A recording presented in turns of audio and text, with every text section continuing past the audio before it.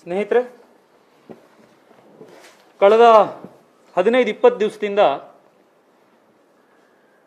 ಇಡೀ ಬೆಂಗಳೂರಿನಲ್ಲಿ, ಕರ್ನಾಟಕದಲ್ಲಿ ಒಂದು ಆಸ್ಪತ್ರೆಯಲ್ಲಿ ಒಂದು ಬೆಡ್ ಸಿಗಬೇಕು ಅನ್ನೋದಕ್ಕೆ ಜನ ಯಾವ ರೀತಿ ರಸ್ತೆಯಲ್ಲಿ ಸಾಯ್ತಾ ಇದ್ದಾರೆ, ಅಂಗಲಾಚಿ ಬೇಡ್ಕೊಳ್ತಾ ಇದ್ದಾರೆ.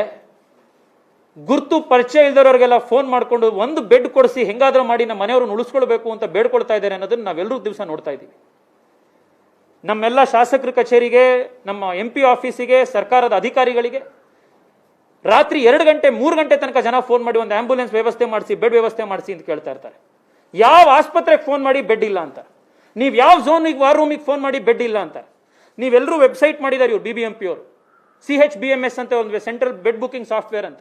ಆ ಸಾಫ್ಟ್ವೇರ್ ಅಲ್ಲಿ ನೀವು ಹೋಗಿ ನೋಡಿದ್ರೆ ಪ್ರತಿ ದಿವಸ ಬೆಂಗಳೂರಲ್ಲಿ ಯಾವ ಬೆಡ್ ಬುಕ್ ಆಗಿರೋದಿಲ್ಲ, ಎಲ್ಲದೂ ಬ್ಲಾಕ್ ಆಗಿರುತ್ತೆ, ಯಾವುದು ಖಾಲಿ ಉಳಿದಿರೋದಿಲ್ಲ.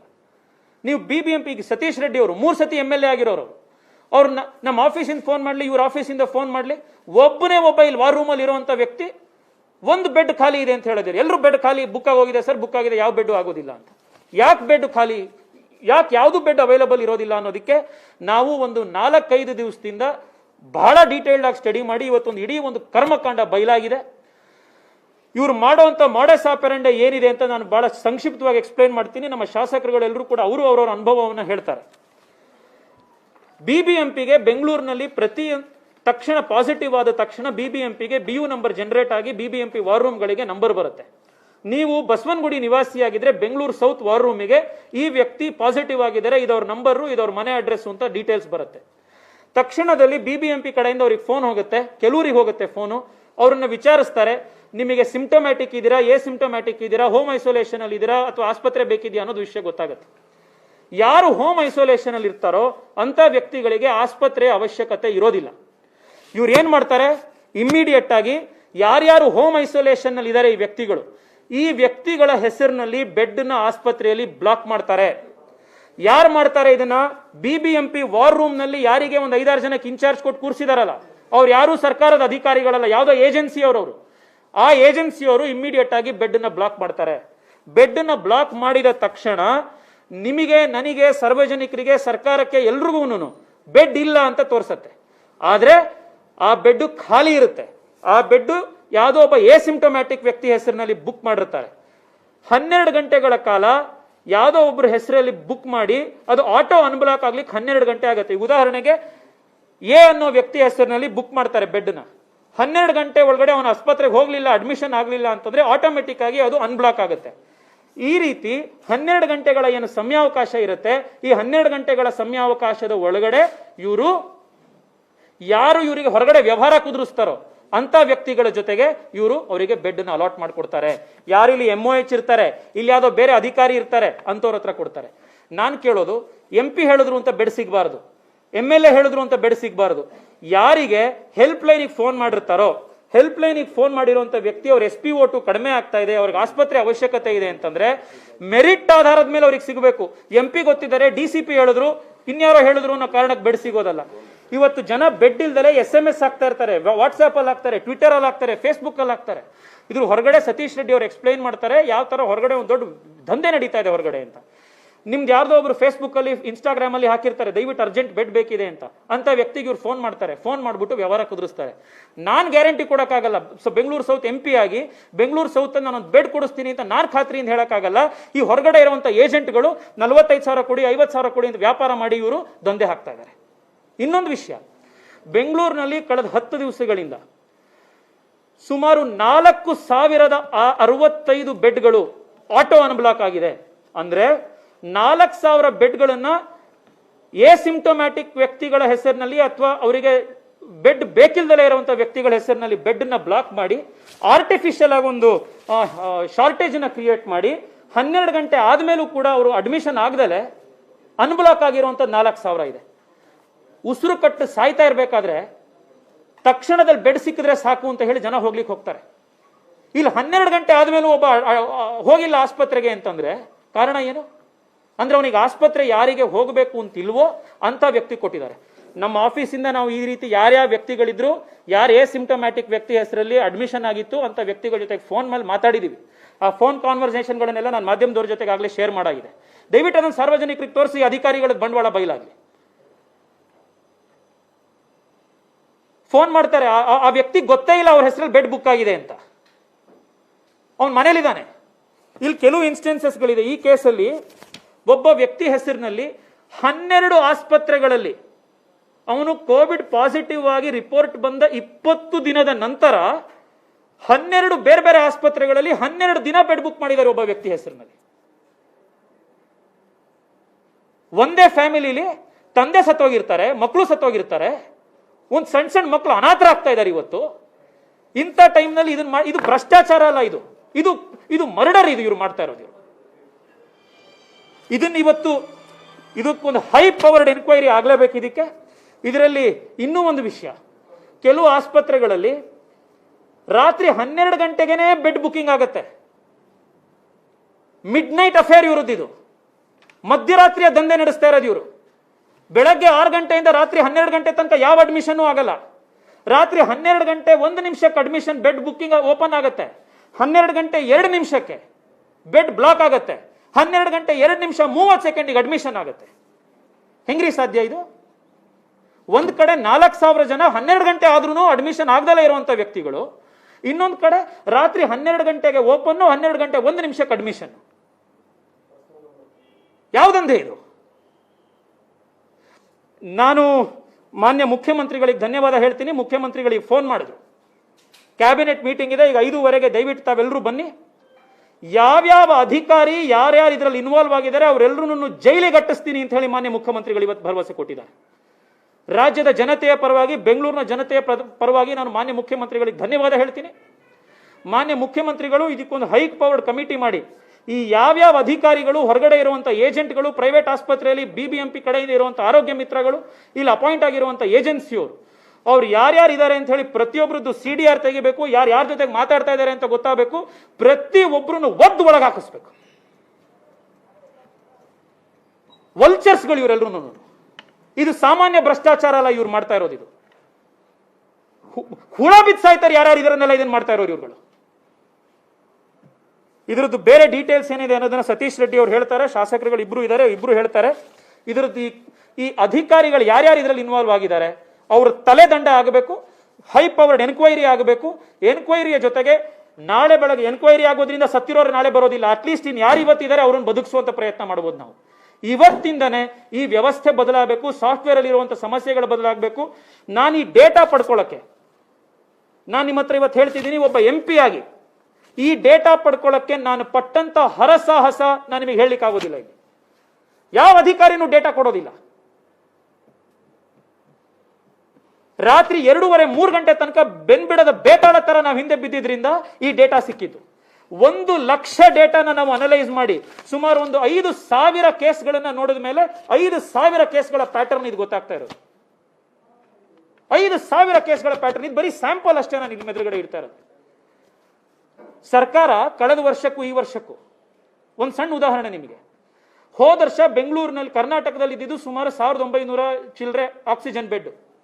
ಈ ವರ್ಷ ಯಡಿಯೂರಪ್ಪನವರು ಎಲ್ಲ ಪ್ರಯತ್ನ ಹಾಕಿ ಬೆಂಗಳೂರಿನಲ್ಲಿ ಇರುವಂತದ್ದು 19,000 ಹೆಚ್ಚು ಆಕ್ಸಿಜನ್ ಬೆಡ್ ಕರ್ನಾಟಕದಲ್ಲಿ. ಆದ್ರೆ ಈ ಬೆಡ್ಗಳನ್ನೆಲ್ಲ ಜಾಸ್ತಿ ಮಾಡಿದ್ರೆ ಬೆಡ್ ಯಾಕೆ ಸಿಗ್ತಾ ಇಲ್ಲ ಜನಕ್ಕೆ? ಈ ಒಂದಿಷ್ಟು ಜನ ಕಚಡ ಆಫೀಸರ್ಗಳಿಂದ, ಈ ರೀತಿ ಜನರುಗಳನ್ನ ಇದನ್ನ ಮಾಡುವಂತ ಏಜೆಂಟ್ಗಳಿಂದ, ಭ್ರಷ್ಟಾಚಾರಿಗಳಿಂದಾಗಿ ಜನಕ್ಕೆ ಇದು ಯಾವುದೂ ಸಿಗ್ತಾ ಇಲ್ಲ. BBMP ವಾರ್ ರೂಮ್ ನಲ್ಲಿ, ಮೇನ್ ವಾರ್ ರೂಮ್ ನಲ್ಲಿ SC ST ಬೆಡ್ಗಳನ್ನು ಅಪ್ರೂವ್ ಮಾಡೋದನ್ನ ಒಬ್ರು ಅಧಿಕಾರಿ ಡಾಕ್ಟರ್ ರೆಜಿನಾ ಜೋಸೆಫ್ ಅನ್ನೋರು ಒಬ್ರು ಹೆಡ್ ಆಫೀಸ್ ನಲ್ಲಿ ಇದಾರಂತ. ಆ ರೆಜಿನಾ ಜೋಸೆಫ್ ಅವರು ಬೆಡ್ ಬ್ಲಾಕ್ ಮಾಡದಲ್ಲೇ ಇರುವಂತಹ ರೀತಿ ಸಾಫ್ಟ್ವೇರ್ ಅನ್ನ ಡಿಸೇಬಲ್ ಮಾಡ್ತಾರಂತೆ. ಯಾಕೆ ಮಾಡ್ತಾರಂತೆ ಅಂತಂದ್ರೆ, ನಂತರದಲ್ಲಿ ಯಾರಾದ್ರೂ ಮಿನಿಸ್ಟ್ರಿಗಳು, ಜಡ್ಜ್ಗಳು ಅಥವಾ ಉನ್ನತ ಅಧಿಕಾರಿಗಳು ಈ ತರದವ್ರು ಯಾರಾದ್ರೂ ಒಂದು ಫೋನ್ ಮಾಡಿ ರೆಫರೆನ್ಸ್ ಕೊಟ್ರೆ ಅಂತ ಪೇಷಂಟ್ಗಳನ್ನ ಅನ್ಬ್ಲಾಕ್ ಮಾಡಿ ಅವರಿಗೆ ಬೆಡ್ ನ ಬುಕ್ ಮಾಡಿಸ್ಕೊಡೋದಿಕ್ಕೆ BBMP ಯಲ್ಲೇ ಕೆಲಸ ಮಾಡ್ತಾ ಇರುವಂತ ಒಬ್ರು ಅಧಿಕಾರಿ ಅವ್ರ ಹೆಸರನ್ನು ಕೂಡ ಕಳಿಸಿದ್ದಾರೆ, ಈ ತರ ಮಾಡ್ತಾ ಇದ್ದಾರೆ ಅಂತ. ನಾನು ಒಂದೇ ಇವತ್ತು ಕೇಳುವಂಥದ್ದು, ನಾನು MP ತೇಜಸ್ವಿ ಫೋನ್ ಮಾಡ್ತಾ ಇದ್ದೀನಿ, ಅದಕ್ಕೋಸ್ಕರ ಬೆಡ್ ಕೊಡಿ ಅಂತಂದಿದ ತಕ್ಷಣ ಬೆಡ್ ಕೊಡಬೇಕಾ, ಕೊಡಬಾರ್ದು. ನಾನು ಆ ವ್ಯವಸ್ಥೆ ಪರವಾಗಿ ಮಾತನಾಡ್ತಾ ಇಲ್ಲ. ಯಾರೋ ಜಡ್ಜ್ ಫೋನ್ ಮಾಡಿದ್ರು, ಅದಕ್ಕೋಸ್ಕರ ಬೆಡ್ ಕೊಡಿ, ಅದಕ್ಕೋಸ್ಕರ ಮಾತಾಡ್ತಾ ಇಲ್ಲ. MLA ಹೇಳಿದ್ದಕ್ಕಲ್ಲ ಬೆಡ್ ಕೊಡಬೇಕಾಗಿರೋದು. ಆ ವ್ಯಕ್ತಿ ಹೆಲ್ಪ್ ಲೈನ್ಗೆ ಫೋನ್ ಮಾಡಿದ್ದಾರೆ, ಆ ವ್ಯಕ್ತಿಗೆ SpO2 ಕಡಿಮೆ ಆಗ್ತಾ ಇದೆ, ಉಸಿರಾಟ ಕಡಿಮೆ ಆಗ್ತಾ ಇದೆ, ಆ ವ್ಯಕ್ತಿ ಕಷ್ಟ ಇದೆ ಅಂತಂದ್ರೆ ಅಂತ ವ್ಯಕ್ತಿ ಕೊಡಬೇಕು. ಯಾರೋ ಹೇಳಿದ್ರು ಅನ್ನೋ ಕಾರಣಕ್ಕಲ್ಲ. ಸಾಮಾನ್ಯ ಜನ ಎಲ್ಲೋಗ್ಬೇಕ್ರಿ? ಎಲ್ರಿಗೂ ಜಡ್ಜ್ ಹತ್ರ ಹೇಳಿಸ್ಕೊಂಡು ಬೆಡ್ ತಗೊಳಕ್ಕಾಗತ್ತಾ? ಎಲ್ಲರೂ MLA MP ಹತ್ರ ಹೇಳಿಸ್ಕೊಂಡು ಅಥವಾ ಅವ್ರು ನೆಂಟರಾಗಿ ಬೆಡ್ ತಗೊಳಕ್ಕಾಗತ್ತಾ? ಎಲ್ಲಿಗೆ ಹೋಗಿದೆ ವ್ಯವಸ್ಥೆ ಇದು? ಈ ರೀತಿ ಅಧಿಕಾರಿಗಳ ಬಗ್ಗೆ ತಕ್ಷಣದಲ್ಲಿ ಯಾರ್ಯಾರು ಈ ರೀತಿ ನೀವು ದುಡ್ಡು ಕೊಟ್ಟಿದ್ದೀರಿ, ನಾನು ಸಾರ್ವಜನಿಕರಿಂದ ನೋಡ್ತಾ ಇರುವಂತ ಎಲ್ಲ ಸಾವಿರಾರು ಜನಕ್ಕೆ ನಾನು ಮನವಿ ಮಾಡುವಂಥದ್ದು, ಮಾನ್ಯ ಮುಖ್ಯಮಂತ್ರಿಗಳ ಆಫೀಸಿಂದ ನನಗೆ ಮೆಸೇಜ್ ಕಳಿಸಿದ್ದಾರೆ. ಮಾನ್ಯ ಮುಖ್ಯಮಂತ್ರಿಗಳು ಇದನ್ನ ಬಹಳ ಸೀರಿಯಸ್ ಆಗಿ ತಗೊಂಡಿದ್ದಾರೆ. ಎಲ್ಲ ಅಧಿಕಾರಿಗಳ ಮೇಲೆ ಪೊಲೀಸ್ ಕೇಸ್ಗಳು ಹಾಕಿಸಿ ಇದರಲ್ಲಿ ಯಾರ್ಯಾರು ಇನ್ವಾಲ್ವ್ ಆಗಿದ್ದಾರೆ ಅವರನ್ನೆಲ್ಲರೂ ಸಸ್ಪೆಂಡ್ ಮಾಡಿಸಿ ಅಧಿಕಾರಿಗಳ ಮೇಲೆ ಆಕ್ಷನ್ ತಗೋತೀವಿ ಅಂತ ಮಾನ್ಯ ಮುಖ್ಯಮಂತ್ರಿಗಳು ಸೂಚಿಸಿದ್ದಾರೆ. ನೀವ್ ಯಾರಿಗಾದ್ರೂ ದುಡ್ಡು ಕೊಟ್ಟು ಬೆಡ್ ಅನ್ನ ಬುಕ್ ಮಾಡಿದ್ರೆ ತಕ್ಷಣದಲ್ಲಿ ನಮ್ಮ ಮಾಹಿತಿಗೆ ತೆಗೆದುಕೊಂಡು ಬನ್ನಿ, ನಮ್ಮ ಶಾಸಕರ ಕಚೇರಿಗಳಿಗೆ ಅವ್ರ ಮಾಹಿತಿ ಕೊಡಿ. ಯಾರು ನಿಮ್ಮ ಹತ್ರ ದುಡ್ಡು ಇಸ್ಕೊಂಡ್ರು, ಯಾರ ಹತ್ರ ನೀವು ಮಾತನಾಡಿದ್ರಿ, ಅವ್ರ ಮೊಬೈಲ್ ನಂಬರ್ ಡೀಟೇಲ್ಸ್ ಏನು, ಈ ಡೀಟೇಲ್ಸ್ಗಳನ್ನ ಕೊಡಿ. ಯಾವ ಆಸ್ಪತ್ರೆಯಲ್ಲಿ ಈ ರೀತಿ ನಡೀತಾ ಇದೆ, ರಾತ್ರಿ 12 ಗಂಟೆಗೆ ಬೆಡ್ ಬುಕ್ ಮಾಡುವಂಥದ್ದು ಇರ್ಬೋದು, ಬೆಡ್ ಬುಕ್ ಓಪನ್ ಆಗಿದ್ದು 1 ನಿಮಿಷದಲ್ಲಿ ಅದನ್ನು ಅಡ್ಮಿಷನ್ ಮಾಡಿಸುವಂಥದ್ದು ಇರ್ಬೋದು, 4,000-5,000 ಜನನ ಫೇಕ್ ಆಗಿ ಬುಕ್ ಮಾಡಿ ಆರ್ಟಿಫಿಷಿಯಲ್ ಸ್ಕೇರ್ಸಿಟಿ ಕ್ರಿಯೇಟ್ ಮಾಡುವಂಥದ್ದು ಇರ್ಬೋದು. ಈ ಎಲ್ಲ ಅಧಿಕಾರಿಗಳ ಮೇಲೆ ಇವತ್ತು ನಾವು ಕ್ರಮ ತಗೊಳ್ತೇವೆ. ನಾನು ಇವತ್ತು ಕರ್ನಾಟಕದ ಜನ ಮತ್ತು ಬೆಂಗಳೂರಿನ ಜನಕ್ಕೆ ಒಂದು ಮಾತು ಹೇಳಿ ನಾನು ಹೇಳ್ತೇನೆ.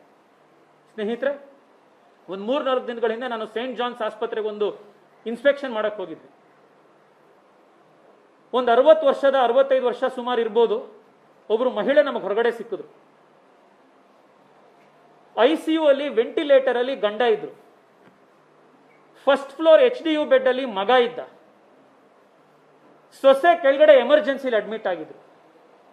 65 ವರ್ಷದ ಮಹಿಳೆಯನ್ನು ಮಾತನಾಡಿಸಿದಾಗ ಅವ್ರು ಹೇಳಿದ್ರು, ಡಾಕ್ಟರ್ ಹೇಳಿದ್ದಾರೆ ಗಂಡ ಉಳಿಯಲ್ಲ ಅಂತ, ಹೋಪ್ ಇಲ್ಲ, ಮಗ ಸೊಸೆನ ಉಳಿಸ್ಕೊಳ್ಳೋಕ್ಕೋಸ್ಕರ ಇದ್ದೀನಿ ಅಂತ.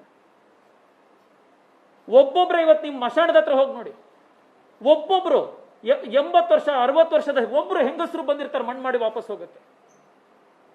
ಇಂಥ ದಾರುಣ ಸಂಗತಿ ಇರಬೇಕಾದ್ರೆ ಈ ರೀತಿ ಭ್ರಷ್ಟಾಚಾರ ಮಾಡುವಂಥದ್ದು, ದುಡ್ಡಿಸ್ಕೊಳ್ಳುವಂಥ ದಂಧೆ ಏನಿದೆ ಇದು ಅಕ್ಷಮ್ಯ. ಇದು ನೀವು 50 ಜನ ಬೇರೆ ಪೊಲಿಟಿಷಿಯನ್ಗಳನ್ನು ನೋಡಿರ್ಬೋದು, ಆದ್ರೆ ನಾನು ಪಾಲಿಟಿಕ್ಸ್ ಮಾಡಕ್ ಬಂದಿರೋದಿಲ್ಲ. ನಾನು ಜನ ಆಯ್ಕೆ ಮಾಡಿರುವಂತ ಜನ, ನಮ್ಮ ಮನೇಲಿ ಒಬ್ಬ ಯುವಕನಿಗೆ ಇವತ್ತು ಜನ ನನ್ನ MP ಮಾಡಿದ್ದಾರೆ ಬೆಂಗಳೂರು ಸೌತ್ ಅಲ್ಲಿ. ಆ ಜನಕ್ಕೆ ನಾನು ಉತ್ತರ ಕೊಡ್ಲಿಕ್ಕೆ ಇವತ್ತು ಬಂದಿರೋದು. ಆ 24 ಲಕ್ಷ ಜನ ಯಾರು ನನಗೆ ವೋಟ್ ಹಾಕಿದ್ದಾರೆ, ಆ ಪ್ರತಿನಿತ್ಯ ನನಗೆ ರಾತ್ರಿ ನಿದ್ದೆ ಬರಲ್ಲ, ರಾತ್ರಿ ನಾವು 3 ಗಂಟೆ 4 ಗಂಟೆ ಆದ್ರೂ ಆ ಕಣ್ಣೆದುರುಗಡೆ ನಾವು ICU ವಿಸಿಟ್ ಮಾಡಿರೋದು, ಆ ಸೀನ್ಗಳ ನಮ್ಮ ಎದುರುಗಡೆ ಇರುತ್ತೆ. ಆ ಎಲ್ಲ ಜನಕ್ಕೆ ನಾವು ಇವತ್ತಿನ ನಾವು ಮಾಡದಲ್ಲ ಇದ್ದಿದ್ರೆ ನಮ್ಮ ಮನಸ್ಸಾಕ್ಷಿ ನಾವು ದ್ರೋಹ ಪಡ್ಕೊಂಡಿರ್ತೀವಿ. ಇವತ್ತು ಯಾರ್ಯಾರು ಈ ರೀತಿ ಅವ್ಯವಹಾರದಿಂದಾಗಿ ಈ ಜನ ಯಾರು ಸತ್ತೋಗಿದ್ದಾರಲ್ಲ ಅವ್ರಿಗೆ ನಾನು ಕ್ಷಮೆ ಕೇಳ್ತಾ ಇದ್ದೀನಿ.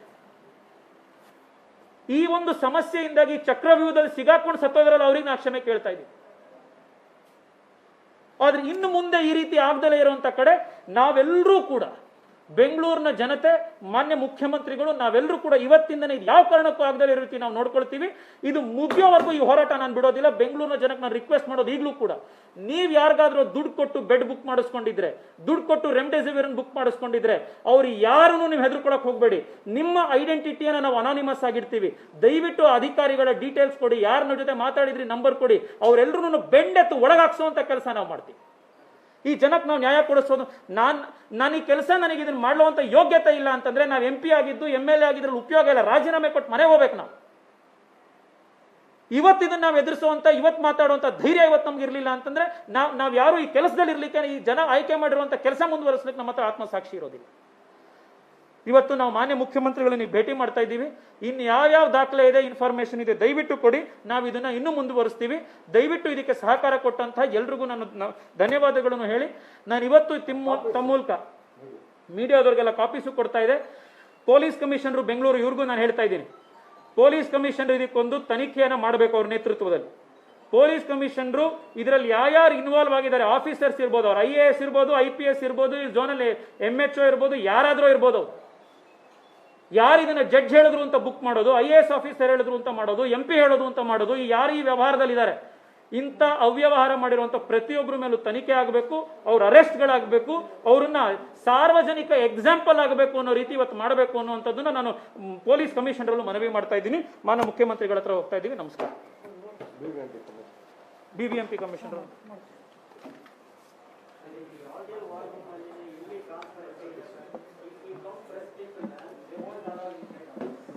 ಸರ್, ಪ್ರೆಸ್ನವ್ರ ಒಳಗಡೆ ಬರೋದಿಕ್ಕಲ್ಲ, ನಾನು ಹೇಳ್ತೀನಿ ಕೇಳಿ. ಅಲ್ಲ, ಈ ಡೇಟಾ ತಗೊಳ್ಳೋದಿಕ್ಕೋಸ್ಕರ ಈ ಅಧಿಕಾರಿಗಳಿಗೆ ಒಬ್ಬೊಬ್ಬರಿಗೆ 10 ಸತಿ ಫೋನ್ ಮಾಡಿದ್ದೀನಿ ನಾನು. ಒಬ್ಬ ಮೆಂಬರ್ ಆಫ್ ಪಾರ್ಲಿಮೆಂಟ್ ಆಗಿ ಸರ್ಕಾರಿ ಡೇಟಾನ ನಾನು ಪಡ್ಕೊಳ್ಳೋದಿಕ್ಕೆ ಒಬ್ಬೊಬ್ಬ ಅಧಿಕಾರಿಗೆ 10 ಸತಿ ಫೋನ್ ಮಾಡಬೇಕಾಗಿದೆ. ಯಾಕೆ ಕೊಡ್ತಿರ್ಲಿಲ್ಲ ಇವ್ರು ಡೇಟಾ ನಮಗೆ? ಅದು ಡೇಟಾ ಕೊಟ್ಟಾಗ್ಲೂ ಅರ್ಧ ಕೊಡೋರು ಇನ್ನರ್ಧ ಕೊಡ್ತಿರ್ಲಿಲ್ಲ. ಟ್ರಾನ್ಸ್ಪರೆನ್ಸಿ ಇಲ್ಲ. ನಾನು ನಿನ್ನೆ ಒಬ್ರು ಉನ್ನತ ಅಧಿಕಾರಿಗೆ ಫೋನ್ ಮಾಡಿ ಹೇಳಿದೆ, ನಾನು ಅರ್ಧ ಗಂಟೆಯಲ್ಲಿ ನಿಮ್ದು ಏನಾರೋ ನನಗೆ ಪೂರ್ತಿ ಡೇಟಾ ಬರಲಿಲ್ಲ ಅಂತಂದ್ರೆ ರಾತ್ರಿ 2:30 ಎಬ್ಸಿದ್ ನಾನು. ರಾತ್ರಿ 2:30 ನಮಗೆ ಡೇಟಾ ಅಷ್ಟು ಕೊಟ್ಟಿದ್ದವ್ರು. ರಾತ್ರಿ 2:30 ಹೇಳಿದೆ ನಾನು, ನೀವು ಕೊಡ್ಲಿಲ್ಲ ಅಂತಂದ್ರೆ 2:30 BBMP ಆಫೀಸ್ ಎದುರುಗಡೆ ಬಂದು ಧರಣಿ ಕೂರ್ತೀನಿ ನಾನು. ಅದಾದ್ಮೇಲೆ 2:30 ಕೊಟ್ಟಿರೋ ಡೇಟಾ ಇವರು. ನಾವು ಇಡೀ ರಾತ್ರಿ ಎಲ್ಲ ಕೂತ್ಕೊಂಡು ಎಕ್ಸೆಲ್ ಅಲ್ಲಿ ಯಾವ ನಂಬರು ಅಂತ ಮ್ಯಾಚಿಂಗ್ ಮಾಡಿ ಬೆಳಗ್ಗೆ ಫೋನ್ಗಳು ಮಾಡಿ ಆ ಮನೆಯವರಿಗೆ ಫೋನ್ ಮಾಡಿ ಕೇಳಿ, ಎಲ್ಲ ಪೇಷಂಟ್ಸ್ಗೂ ಫೋನ್ ಮಾಡಿದೀವಿ. ಯಾರ್ಯಾರು ಡೌಟ್ ಇತ್ತು ಆ ಪೇಷಂಟ್ಸ್ಗಳಿಗೆ ಫೋನ್ ಮಾಡಿದ್ರೆ ಅವ್ರ ಮನೇಲಿದ್ದಾರೆ, ಅವ್ರಿಗೆ ಗೊತ್ತೇ ಇಲ್ಲ ಅವ್ರ ಹೆಸರಲ್ಲಿ ಬೆಡ್ ಬುಕ್ ಆಗಿದೆ ಅಂತ. ICU patient, HDU patient, ventilator ಮನೇಲಿದ್ದಾರೆ ಅವರು. ಒಬ್ಬೊಬ್ಬರ ಹೆಸರಲ್ಲಿ 12 ಬೆಡ್ ಬುಕ್ ಮಾಡಿದ್ದಾರೆ. 12 ಬೆಡ್ ಒಬ್ಬ ವ್ಯಕ್ತಿ ಹೆಸರಲ್ಲಿ. ಹೊರಗಡೆ ಜನ ಸಾಯ್ತಾ ಇದ್ದಾರೆ, ಬೆಡ್ ಇಲ್ಲ, ಒಂದು ಬೆಡ್ ಇಲ್ಲ ಅಂತ.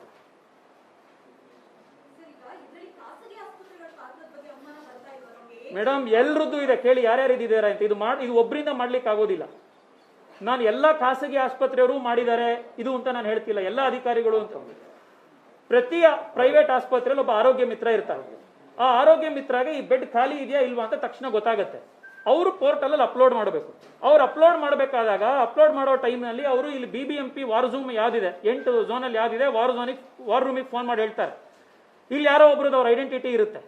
ಅವ್ರು ಫೋನ್ ಮಾಡಿ ಹೇಳಿದ ತಕ್ಷಣ ಅವರಿಗೆ ಈಗ ICU ಬೆಡ್ ಮಣಿಪಾಲಲ್ಲಿ ಓಪನ್ ಆಗ್ತಾ ಇದೆ ಅಂತ ಹೇಳ್ತಾರೆ. ಅವ್ರು ಹೇಳಿದ ತಕ್ಷಣನೇ ಇಲ್ಲಿ ಕೂತಿರೋಂಥವ್ರು ಇಮ್ಮಿಡಿಯೇಟ್ ಆಗಿ ಯಾರೋ ಒಬ್ಬ ಸಿಂಪ್ಟಮ್ಯಾಟಿಕ್ ವ್ಯಕ್ತಿ ಮನೇಲಿರುವಂತ ವ್ಯಕ್ತಿ ಹೆಸರಿನಲ್ಲಿ ಫೇಕ್ ಆಗಿ ಬ್ಲಾಕ್ ಮಾಡ್ಬಿಡ್ತಾರೆ ಬೆಡ್ನ. ನಿಮಗೆ ಬೆಡ್ ಖಾಲಿ ಇದೆ ಆದ್ರೆ ನಿಮಗೆ ಪೋರ್ಟಲ್ ಅಲ್ಲಿ ತೋರಿಸೋದಿಲ್ಲ. ಅದು ನಾವು ಫೋನ್ ಮಾಡ್ತಾರೆ ಜನ ನಮಗೆ, ಸರ್ ಒಂದು ಬೆಡ್ ಕೊಡಿಸಿ ಅಂತ.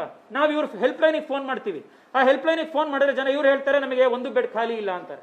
ನೀವು ಮಾಧ್ಯಮದವರು ವೆಬ್ಸೈಟ್ ಅಲ್ಲಿ ಹೋಗಿ ನೋಡ್ತೀರಾ, ವೆಬ್ಸೈಟ್ ಅಲ್ಲಿ ಬೆಡ್ ಖಾಲಿ ಇಲ್ಲ ಅಂತ ತೋರಿಸುತ್ತೆ. ಯಾಕೆ ಖಾಲಿ ಇಲ್ಲ ಅಂತ ತೋರಿಸುತ್ತೆ? ಓಪನ್ ಆದ ಮರು ಕ್ಷಣಕ್ಕೆ ಬೆಡ್ ನ ಬೇರೊಬ್ಬರ ಹೆಸರಲ್ಲಿ ಬ್ಲಾಕ್ ಮಾಡಿರ್ತಾರೆ. ಬ್ಲಾಕ್ ಮಾಡಾದ ಮೇಲೆ ಇವ್ರ ಹತ್ರ 12 ಗಂಟೆ ಟೈಮ್ ಇರುತ್ತೆ. ಹೊರಗಡೆ ಬರ್ತಾರೆ. ನಾವು ಅದೇ ಕೇಳಿದ್ದು. ನಾನು ಪ್ರೈವೇಟ್ ಪೇಷಂಟ್, ನಮಗೆ ಒಂದು ಪ್ರೈವೇಟ್ ಆಸ್ಪತ್ರೆಯಲ್ಲಿ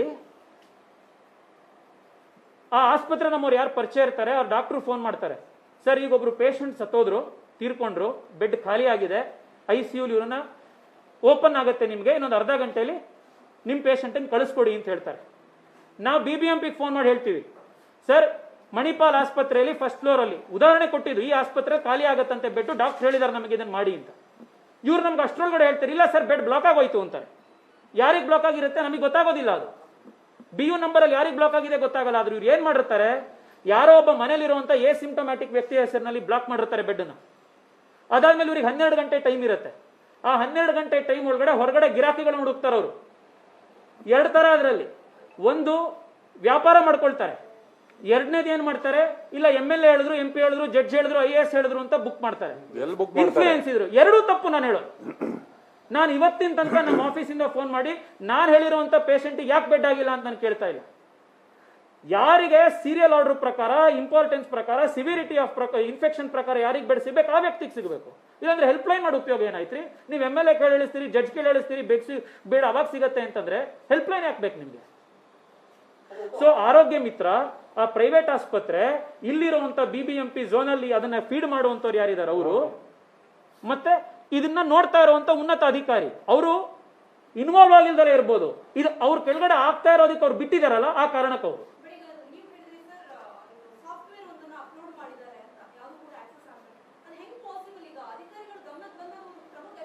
100% ಅವ್ರ ಗಮನಕ್ಕೆ ಬಂದಿದೆ. ಇದೆಲ್ಲ ಅವ್ರ ಗಮನಕ್ಕೆ ಬರದಲ್ಲೇ ಇದಾಗ್ಲಿಕ್ಕೆ ಸಾಧ್ಯನೇ ಇಲ್ಲ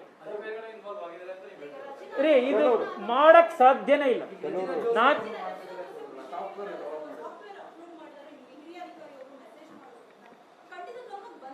ಬಂದಿದೆ. ಇದು ನಾನು ನೋಡಿ, ಇಷ್ಟೇ ನಾನು ಇಲ್ಲೇ ಬೆಂಗಳೂರು ಸೌತ್ ಝೋನ್ ನಾವು ಬಂದು ನೋಡಿದ್ರೆ ಹೇಳ್ತಿರೋದು, ಇಲ್ಲಿ 5 ಕಂಪ್ಯೂಟರ್ಗಳನ್ನು ಕೊಟ್ಟಿದ್ದಾರೆ. ನಾನಿಲ್ಲಿ DCP ಅವ್ರಿಗೂ ಅದನ್ನ ಇದನ್ನ ಮಾಡಕ್ ಹೇಳಿದ್ದೀನಿ, ಇನ್ವೆಸ್ಟಿಗೇಷನ್ ಮಾಡ್ಲಿಕ್ಕೆ. ಕೆಲವು ಝೋನ್ಗಳಲ್ಲಿ 5 ಕಂಪ್ಯೂಟರ್ಗೆ ಲಾಗಿನ್ ಆಕ್ಸೆಸ್ ಕೊಟ್ಟಿದ್ದಾರೆ, ಕೆಲವು ಕಡೆ 3 ಕೊಟ್ಟಿದ್ದಾರೆ. 5 ಕಂಪ್ಯೂಟರ್ ಒಂದೇ ಜಾಗದಲ್ಲಿ ಇರಬೇಕು, ವಾರ್ ರೂಮ್ ಅಲ್ಲಿ ಇರಬೇಕು. ನಮಗೆ ಬಂದಿರೋ ಮಾಹಿತಿ ಪ್ರಕಾರ ಕೆಲವು ದಿವಸಗಳಲ್ಲಿ 5 ಕಂಪ್ಯೂಟರ್ ಅಲ್ಲಿ 3 ಕಂಪ್ಯೂಟರ್ ವಾರ್ ರೂಮ್ ಅಲ್ಲಿ ಇರುತ್ತೆ, ಇನ್ 2 ಕಂಪ್ಯೂಟರ್ ಇನ್ನೆಲ್ಲ ಬೇರೆ ಕಡೆ ಇರುತ್ತೆ, ಅಲ್ಲಿಂದ ಆಪರೇಟ್ ಮಾಡಿರ್ತಾರೆ ಅವರು. ಆದ್ರೆ ಅವ್ರು ಎಲ್ಲಾದ್ರೂ ಆಪರೇಟ್ ಮಾಡಿರ್ಲಿ, IP ಅಡ್ರೆಸ್ ನ ಮೂಲಕ ಅವ್ರು ಎಲ್ಲ ಆಪರೇಟ್ ಮಾಡಿದ್ದಾರೆ ಅಂತ ಗೊತ್ತಾಗುತ್ತೆ. ಸೊ ಈ ಇಬ್ರು ಹೊರಗಡೆ ಕೂತ್ಕೊಂಡು ವ್ಯಾಪಾರ ಮಾಡ್ತಾರೆ, ಇನ್ 3 ಕಂಪ್ಯೂಟರ್ ಇರುತ್ತೆ. ಇದನ್ನ ಐಡೆಂಟಿಫೈ ಮಾಡೋದು. ನಾನು ಇನ್ವೆಸ್ಟಿಗೇಷನ್ ನಾನು ಹೇಳ್ತೀನಿ, ಇದೇನು ಬಹಳ ಕಾಂಪ್ಲಿಕೇಟೆಡ್ ಇನ್ವೆಸ್ಟಿಗೇಷನ್ ಅಲ್ವೇ ಅಲ್ಲ. ನಮ್ಮ ಆಫೀಸ್ ಅವ್ರು 4 ಜನ ಕಾಲೇಜಲ್ಲಿ ಕೆಲಸ ಮಾಡುವಂತ ಇಂಟರ್ನ್ಸ್ ಗಳು ಮಾಡಿರುವಂತ ಇನ್ವೆಸ್ಟಿಗೇಷನ್ ಇದು. IPS ಅಧಿಕಾರಿಗಳನ್ನ ಇದಕ್ಕೆ ಪೊಲೀಸ್ ಅಧಿಕಾರಿಗಳು ಕೂತ್ಕೊಂಡು ಮಾಡಿರೋ ಇನ್ವೆಸ್ಟಿಗೇಷನ್ ಅಲ್ಲ, ನಮ್ಮ ಆಫೀಸ್ನ ಇಂಟರ್ನ್ಸ್ ಗಳು ಬಚ್ಚ ಹುಡುಗರುಗಳು ಮಾಡಿರೋ ಇನ್ವೆಸ್ಟಿಗೇಷನ್ ಇದು. ಸರ್ಕಾರ ಇದು ಇನ್ವೆಸ್ಟಿಗೇಷನ್ ಇಷ್ಟೇ ಮಾಡಬೇಕಾಗಿರೋದು. ಪ್ರತಿ ವಾರ್ ರೂಮ್ ನಲ್ಲಿ 5 ರಿಂದ 3 ಜನಕ್ಕೆ ಲಾಗಿನ್ ಆಕ್ಸೆಸ್ ಇದೆ. ಆ ಲಾಗಿನ್ ಆಕ್ಸೆಸ್ ಇರುವಂತ ವ್ಯಕ್ತಿಗಳೇ ಇದನ್ನ ಮಾಡಿರೋದು. ಮೊದಲನೇದು ಮಾಡಬೇಕಾಗಿರೋದು ಪೊಲೀಸ್ ಕಮಿಷನರು, ಈ ಯಾರು ವಾರ್ ರೂಮ್ ಅಲ್ಲಿ 3 ಜನ 5 ಜನ ಇನ್ಚಾರ್ಜ್ ಇದಾರೆ ಲಾಗಿನ್ ಇರೋರು, ಅವರೆಲ್ಲರನ್ನು ಕರೆದು ಇಂಟ್ರಾಗೇಷನ್ ಮಾಡಬೇಕು. ಅವಾಗ ಅವ್ರು ಹೇಳ್ತಾರೆ, ನಮಗೆ ಜಾಯಿಂಟ್ ಕಮಿಷನರ್ ಹೇಳಿದ್ರು ಅಥವಾ ಇನ್ನೇನಾರು ಬೇರೆ ಅಧಿಕಾರಿ ಹೇಳಿದ್ರು, ಯಾರ ಅಧಿಕಾರಿ ಹೇಳಿದ್ರಲ್ಲಿ ನಾವು ಬ್ಲಾಕ್ ಮಾಡಿದ್ವಿ ಇದನ್ನ ಅಂತ. ಆಮೇಲೆ ಗೊತ್ತಾಗತ್ತೆ ಇದು ಪಾಯಿಂಟ್ ಎಲ್ಲಿಂದ ಶುರು ಮಾಡ್ಬೇಕು ಇನ್ವೆಸ್ಟಿಗೇಷನ್ ಅಂದ್ರೆ, ಈ ಲಾಗಿನ್ ಅನ್ನ ಯಾರು ಮಾಡಿದ್ರಲ್ಲ, ಬ್ಲಾಕ್ ಮಾಡಿದ್ರಲ್ಲ, ಈ 5 ಜನ 3 ಜನ ಅಲ್ಲಿಂದ ಶುರು ಮಾಡ್ಬೇಕು ಇನ್ವೆಸ್ಟಿಗೇಷನ್. ಈ ಇಡೀ ಬಯಲಾಗ್ತಾ ಹೋಗುತ್ತೆ.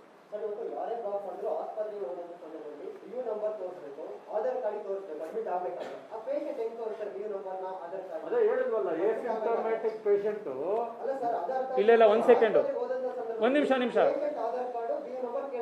ಸರಿ ಕೇಳಿ. ಈಗ ಹೆಂಗೆ ಒಬ್ರು ಇಲ್ಲ ಅಣ್ಣ, ಈಗ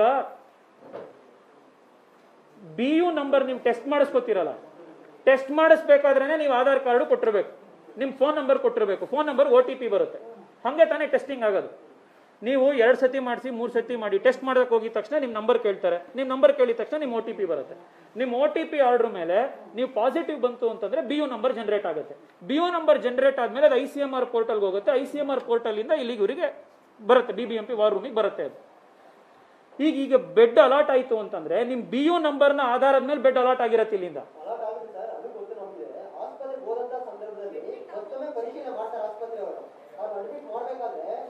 ನಾನು ಹೇಳೋದು ಅವ್ರ ಪರಿಶೀಲನೆ ಮಾಡಿದ್ರು ಕೂಡ ಈಗ ಏನಾಗಿರುತ್ತೆ ಗೊತ್ತಾ, X ಅನ್ನೋ ವ್ಯಕ್ತಿ ಹೆಸರಿನಲ್ಲಿ ಬೆಡ್ ಬುಕ್ ಮಾಡಿದ್ದಾರೆ, ಬ್ಲಾಕ್ ಮಾಡಿದ್ದಾರೆ. ಸ್ವಲ್ಪ ಹೊತ್ತಾದ್ಮೇಲೆ ಅದನ್ನ ಚೇಂಜ್ ಮಾಡಿ Y ಅನ್ನೋ ವ್ಯಕ್ತಿಗೆ ಬ್ಲಾಕ್ ಮಾಡ್ತಾರೆ. ಮ್ಯಾನ್ಯುಯಲ್ ಆಗಿ ಇವ್ರು ಮಾಡೋದು ಅದನ್ನ, ಸಾಫ್ಟ್ವೇರ್ ಆಟೋಮೆಟಿಕ್ ಆಗಿ ಅಲರ್ಟ್ ಆಗೋದಲ್ಲ. ಇಲ್ಲಿ ಕೂತಿರೋ ಅಂತವ್ರು ಏನ್ ಮಾಡ್ತಾರೆ, X ಅನ್ನೋ ಅಂತ ಒಬ್ಬ ವ್ಯಕ್ತಿ, ನಾನು ನಿಮಗೆ ಆಡಿಯೋ ಕ್ಲಿಪ್ಗಳನ್ನು ಕಳಿಸಿದ್ದೀನಿ. ಒಬ್ರು ಸುನೀತಾ ಅನ್ನೋ ವ್ಯಕ್ತಿ, ಆ ವ್ಯಕ್ತಿ ಐಸೋಲೇಷನ್ ಅಲ್ಲಿ ಇದ್ದಾರೆ, ಮನೇಲಿದ್ದಾರೆ, ಗುಣಮುಖ ಆಗಿ ಅವ್ರು ಆಗ್ಲೇ 15 ದಿವಸ ಆಗಿದೆ, ಅವ್ರಿಗೆ ಗೊತ್ತೇ ಇಲ್ಲ. ಅವ್ರ ಹೆಸರಲ್ಲಿ 12 ಆಸ್ಪತ್ರೆಯಲ್ಲಿ 12 ಸತಿ ICU ಬೆಡ್ ಬುಕ್ ಆಗಿದೆ. ಅವ್ರ ಮನೇಲಿದ್ದಾರೆ, ಅವ್ರಿಗೆ ಗೊತ್ತೇ ಇಲ್ಲ. ಈಗ ಫೋನ್ ಮಾಡಿದ್ರೆ ಅವ್ರಿಗೆ ಆಶ್ಚರ್ಯ. ಸೊ ಏನಾಗಿರುತ್ತೆ, ಸುನೀತಾ ಅನ್ನೋ ಹೆಸರಿನಲ್ಲಿ ಬ್ಲಾಕ್ ಮಾಡ್ತಾರೆ. ಬ್ಲಾಕ್ ಮಾಡಿದಾಗ ನಿಮಗೆ, ನನಗೆ, ಸಾರ್ವಜನಿಕರಿಗೆ, ಸರ್ಕಾರಕ್ಕೆ, ಮಾನ್ಯ ಮುಖ್ಯಮಂತ್ರಿಗಳು ಮನೇಲಿ ಕೂತ್ಕೊಂಡು ವೆಬ್ಸೈಟ್ ಓಪನ್ ಮಾಡಿದ್ರು ಮುಖ್ಯಮಂತ್ರಿಗಳಿಗೂ ಬೆಡ್ ಬ್ಲಾಕ್ ಅಂತ ತೋರಿಸುತ್ತೆ. ಆಮೇಲೆ ಏನ್ ಮಾಡ್ತಾರೆ, ಇಂಟರ್ನಲ್ಲಿ ಅದನ್ನ ಚೇಂಜ್ ಮಾಡಿ ಸುನೀತಾ ಅವ್ರಿಗೆ ಕೊಟ್ಟಿದ್ದನ್ನ ಬೆಡ್ ಅನ್ನ ಯಾರೋ ದೇವಿಕಾ ಅನ್ನೋರಿಗೆ ಅಲಾಟ್ ಮಾಡ್ತಾರೆ. ದೇವಿಕಾ ಹೋಗ್ತಾರೆ, ಅಲ್ಲಿಗೆ ದೇವಿಕಾ ಅಡ್ಮಿಟ್ ಆಗ್ತಾರೆ.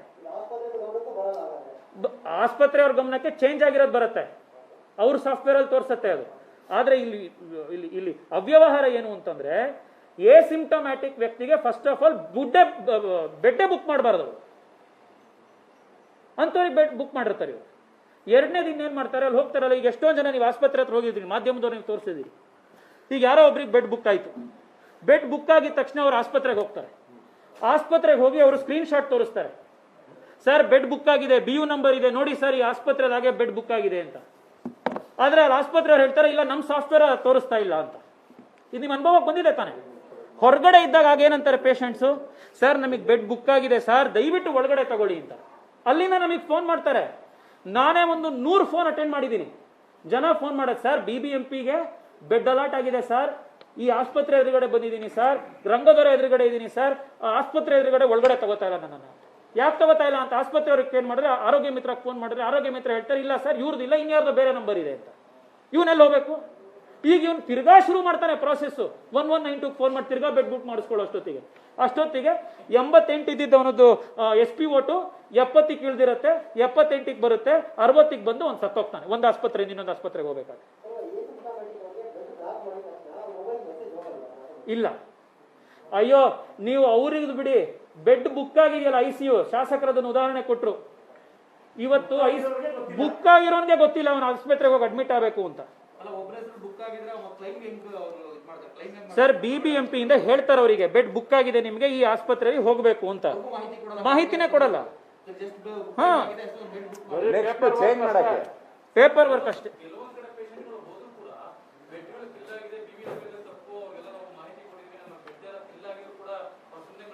ನಾನು ಅದನ್ನೇ ಹೇಳ್ತಾ ಇರೋದು, ಇಲ್ಲಿ ಆರೋಗ್ಯ ಮಿತ್ರ, ಇಲ್ಲಿರುವಂತ ಅಧಿಕಾರಿಗಳು, ಝೋನಲ್ಲಿ ಲಾಗಿನ್ ಮಾಡುವಂತ ವ್ಯಕ್ತಿಗಳು, ಹೆಲ್ಪ್ ಲೈನ್ ಕಾಲ್ ಅಟೆಂಡ್ ಮಾಡುವಂತವರು, ಇವ್ರುಗಳು ಎಲ್ಲ ಸೇರಿರೋದ್ರಿಂದ ಇದಾಗಿರೋದು. ಇದೇ ವಾರ್ ರೂಮ್ ನಲ್ಲಿ ಒಂದು ಉದಾಹರಣೆ ಕೊಡ್ತೀನಿ ನಾನು. ಇದೇ ವಾರ್ ರೂಮ್ ನಲ್ಲಿ ನಮಗೊಬ್ರು ಇನ್ಫಾರ್ಮೇಶನ್ ಕೊಟ್ರು. ಒಂದು ಬೆಡ್ ಓಪನ್ ಆಯ್ತು ಅಂದಿದ ತಕ್ಷಣ ಹರಾಜಾದಂಗೆ ನಡೆಯತ್ತಂತೆ. ಇಲ್ಲಿ ಕೂತವನೊಬ್ಬ ಹೇಳ್ತಾನಂತೆ, ಅದನ್ನ ಅಟೆಂಡ್ ಮಾಡೋನು ಕಾಲ್ ಎತ್ತೋನು, ನಂದೊಂದು HDU ಇದೆಯಪ್ಪ, ನಂದೊಂದು ನಾರ್ಮಲ್ ಬೆಡ್ ಬೇಕಿದ್ಯಪ್ಪ, ನನಗೊಂದು ICU ಬೇಕಿದ್ಯಪ್ಪ ಅಂತ ಇಲ್ಲಿ ಕೂತಿರೋಂಥ ಫೋನ್ ಎತ್ತೋರಿದಾರಲ್ಲ ಹುಡುಗರುಗಳು ಇರಲ್ಲ, ಅವನು ಹೇಳ್ತಾನಂತೆ ನಂದೊಂದಿದೆ ಅಂತ. ಆಮೇಲೆ ಅವ್ರನ್ನ ಬುಕ್ ಮಾಡ್ತಾರಂತೆ, ಇದೆಯಾ ಬೇಡವಾ ಅಂತ ನೋಡ್ಕೊಂಡು. ಇದು ಇಲ್ಲಿ ನಡೀತಾ ಇರುವಂತ ಪರಿಸ್ಥಿತಿ.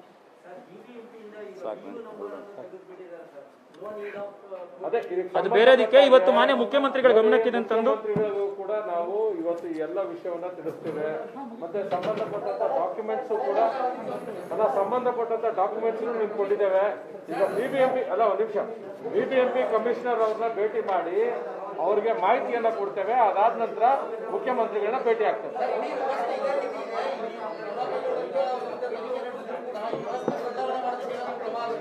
ಬದಲಾವಣೆ ಆಗೋವರೆಗೂ ಕೂಡ ವ್ಯವಸ್ಥೆ ಯಾವ ಕಾರಣಕ್ಕೂ ನಾವು ಬಿಡೋದಿಲ್ಲ.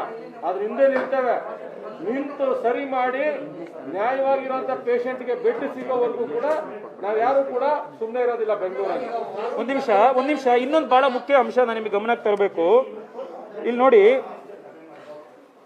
ಇಲ್ಲಿ ಇಡೀ ಬೆಂಗಳೂರಿನಲ್ಲಿ ಈ ಬೆಡ್ ಬುಕ್ಕಿಂಗ್ ಯಾರು ಮಾಡ್ತಾ ಇದ್ದಾರೆ, ಆ ಬೆಡ್ ಬುಕ್ಕಿಂಗ್ ಮಾಡೋದಕ್ಕೆ ಇನ್ಚಾರ್ಜ್ಗಳಿದಾರಲ್ಲ, ಇಲ್ಲಿರೋ ಅವರು ಡಾಕ್ಟರ್ಗಳನ್ನ ಹಾಕಿದ್ದಾರೆ, ಇನ್ಯಾರೋ ಅವ್ರ ಕೆಳಗಡೆ ಫೋನ್ ಎತ್ತೋರು, ಹೆಲ್ಪ್ ಲೈನ್ ಮಾಡೋರು.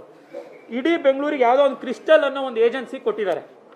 ಆ ಏಜೆನ್ಸಿಯವರು ಇಲ್ಲಿ ಯಾರೋ ಒಬ್ರು ಡಾಕ್ಟರ್ಗಳು, ಅವ್ರ ನೆಂಟರು, ಅವ್ರಿಗೆ ಬೇಕಾದವರು, ಶಾಸಕರು ಸತೀಶ್ ರೆಡ್ಡಿ ಅವರು ಆಗೊಂದು ಲಿಸ್ಟ್ ಓದಿದ್ರು. ಇಲ್ಲಿ ಬೆಂಗಳೂರು ಸೌತ್ ವಾರ್ ಝೋನ್ ಅಲ್ಲಿ ಕೆಲಸ ಮಾಡ್ತಾ ಇದ್ದವ್ರು ಯಾರ್ಯಾರಿದ್ರು ಅಂತ.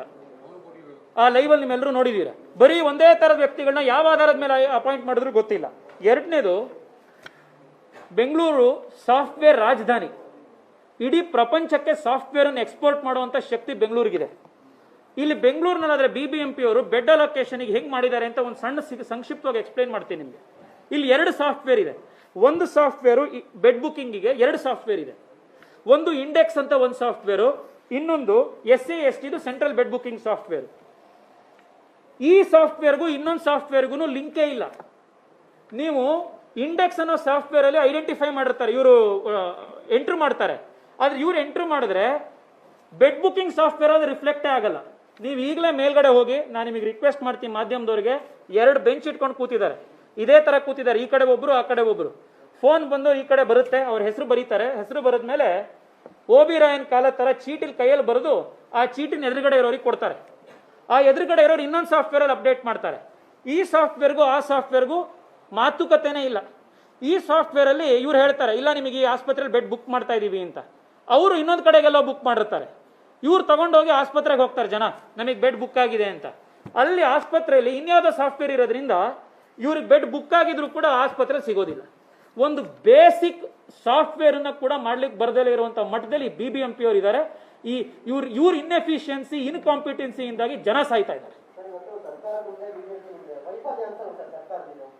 ಸರ್, ನಾನು ಹೇಳ್ತಿದ್ದೀನಲ್ಲ, ಇಲ್ಲಿ ನಾನು ಬೆಂಗಳೂರು ಸೌತ್ ನ MP. ಕಳೆದ 15-20 ದಿವಸದಿಂದ ನೀವು ನೋಡಿದ್ರೆ ಏನು ನನಗೆ ಗೊತ್ತಿಲ್ಲ, ನನ್ನ ಫೇಸ್ಬುಕ್ ಲೈವ್ ನೀವು ನೋಡ್ತಾ ಇದ್ರೆ ಪ್ರತಿ ದಿವಸ ಆಸ್ಪತ್ರೆಗಳು ವಿಸಿಟ್ ಆಗ್ತಾ ಇದೀವಿ, ನೋಡ್ತಾ ಇದೀವಿ. ನಮ್ಮ ಗಮನಕ್ಕೆ ಬಂದಿರಲಿಲ್ಲ ಸರ್. ಇನ್ನು ಮುಖ್ಯಮಂತ್ರಿಗಳು ಅಧಿಕಾರಿಗಳಿಗೆ ಹೇಳಿರ್ತಾರೆ, ಅವರು ಉನ್ನತ ಅಲ್ಲಿ ಕೆಳಗಡೆ ಅವ್ರ ಕೆಳಗಡೆ ಬರೋ ಅಷ್ಟೊತ್ತಿಗೆ ಈ ತರ ಕೂತಿರುತ್ತೆ. ಈಗ ನಾನು ವಾರ್ ರೂಮಿಗೆ ಬಂದಿದ್ವಿ. ಒಂದ್ಸತಿ ವಾರ್ ರೂಮಿಗೆ ಬಂದ್ರೆ ಇಲ್ಲಿ ವಾರ್ ರೂಮ್ ಒಳಗಡೆನೆ ಬಿಡಲ್ಲ. ನನಗೆ ಯಾವತ್ತು ಡೌಟ್ ಬಂತೋ ಅವತ್ತು ಡೌಟ್ ಬಂದಿದ್ದ ದಿವಸ ನಮ್ಮ ಆಫೀಸಿಂದ 2 ಸಾಫ್ಟ್ವೇರ್ ಎಲ್ಲ ಗೊತ್ತಿರುವಂತ ಹುಡುಗರುಗಳನ್ನ ನಾನು ಇಲ್ಲಿ ಕಳಿಸಿದೆ.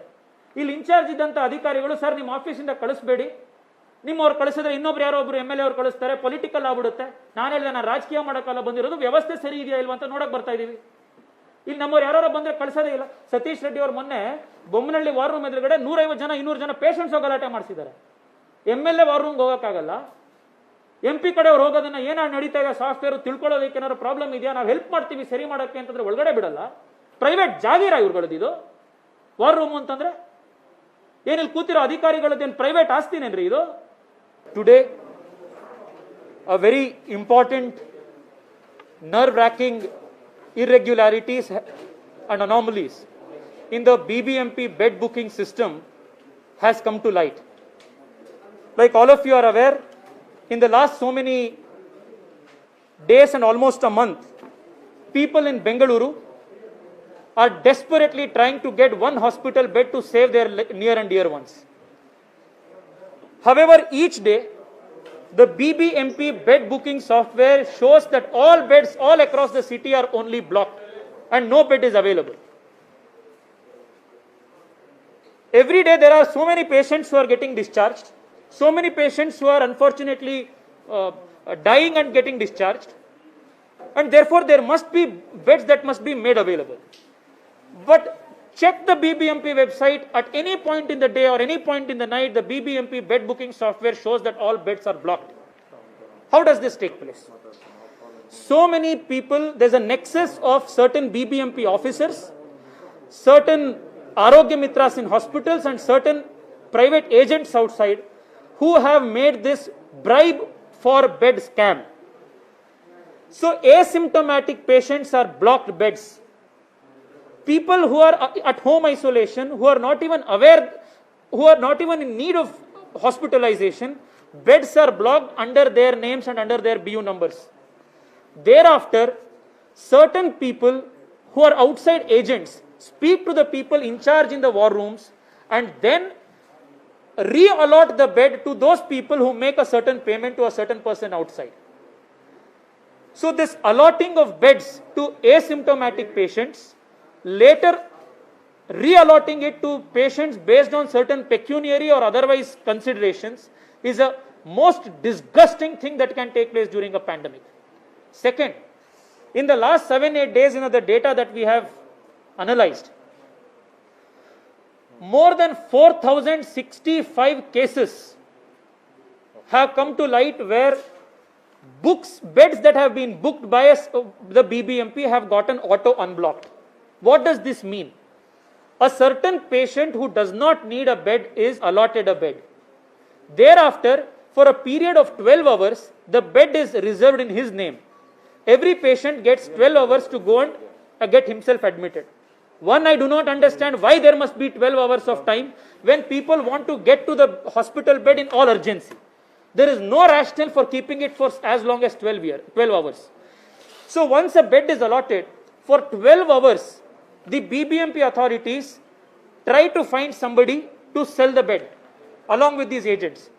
When they cannot do that, after 12 hours, the bed automatically becomes unblocked. In the last just 10 days, there are 4,000 plus such instances where the scarcely available bed was made available to a person who did not need a bed, who was in home isolation, but after 12 hours he did not go and get himself admitted. It has become auto unblocked. There are instances where one person has been admitted to a hospital, has been allotted multiple times to multiple hospitals. I have made available the video and I have made available the audio recordings. The person is not even aware. On the same day, the person is allotted beds in 3 different hospitals. And there are people outside, common people outside who are dying because they don't get an ICU bed. Fourth, this is a curious case of how in certain big hospitals, admissions take place only in the wee hours of the midnight. Not a single admission or allotment takes place at any time during the day. But after 12 o'clock in the night, at 1:30, 2 o'clock, 2:30, together 15 or 20 beds are opened. 2:30 a.m. in the night, 10 beds are made available. 2:31 in the night, beds are allotted. 2:31, 30 seconds, all 10 beds are admitted. Were the patients waiting just beside the ventilator bed and jumped inside the bed to get admitted in 30 seconds? How can people get admitted in 30 seconds time? 12 o'clock, bed opens. 12:01, bed is allotted. 12:01, 30 seconds. 12:02, bed is admitted. There are hundreds of such cases. Honorable Chief Minister Shri B.S. Yediyurappa ji has called me, has called all our MLAs and has called a special meeting today at 5:30. He has said that all those officials who are involved in this bribe for bed scam will be taken to task. I want to assure the people of Bengaluru, you have given me a very important responsibility, and this is a time where I will never fail you. We will not fail you. If we are not able to raise our voice and correct the system in this most dire hour, then we will have no moral responsibility to continue in our offices. We will ensure that this whole thing will be taken to a logical conclusion, and starting tomorrow, all those people who are involved in this, I want to see them behind bars. They must be made an example that a public crisis cannot be utilized, exploited for private gain. What they have done is not just corruption. What they have committed is murder. And this needs to be set right. And I thank the Chief Minister for showing such sensitivity so quickly. Thank you so much.